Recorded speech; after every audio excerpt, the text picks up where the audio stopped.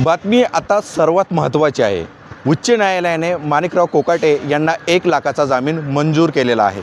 त्यामुळे माणिकराव कोकाटे यांच्या शिक्षेला स्थगिती मिळालेली नाही। ही शिक्षा जी आहे ती कायम असणार आहे असं कोर्टाकडून सांगण्यात आलेलं आहे। परंतु जामीन त्यांना जे आहे तो मंजूर झालेला आहे। पाहायला जर गेलं तर हा जामीन कशाच्या आधारावरती मंजूर करण्यात आलेला आहे याचं स्पष्टीकरण वकिलांना देता आलं नाही। अनेक माध्यमांनी त्यांना प्रश्न विचारला, परंतु त्यांनी माध्यमांशी या प्रश्नाच्या उत्तरावर बोलण्यास टाळाटाळ केली। कोकाटे यांचे जे वकील आहेत रवींद्र कदम यांना देखील आम्ही प्रश्न विचारण्याचा प्रयत्न केला, परंतु त्यांनी माध्यमांसमोर बोलण्यास टाळाटाळ केली। विशेष करून रवींद्र कदम यांनी मुंबई उच्च न्यायालयामध्ये महत्त्वाची भूमिका मांडली होती की त्यांचे जे आमदारकी ती रद्द होऊ नये अशी भूमिका मांडलेली होती।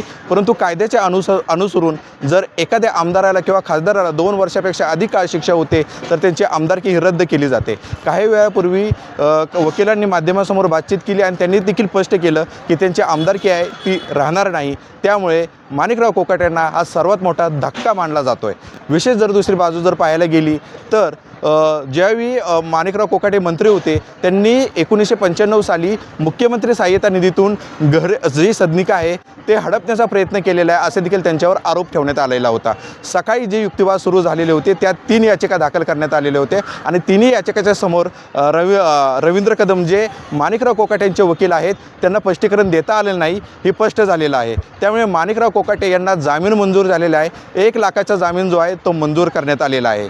कॅमेरामन संतोष कडलकसह मी प्रसंजित जाधव, LS मराठी, मुंबई।